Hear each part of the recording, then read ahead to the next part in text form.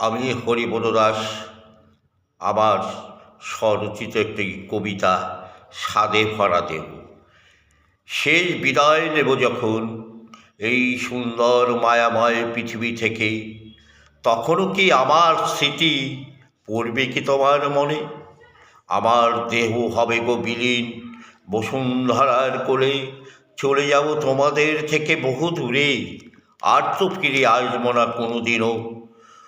আমি যদি তোমায় দিয়ে থাকি ব্যথা, মোর তরে দুঃখ যদি পেয়ে থাকো, ক্ষমা করে দিও আমায়, এইটুকু দান করিও আমায়।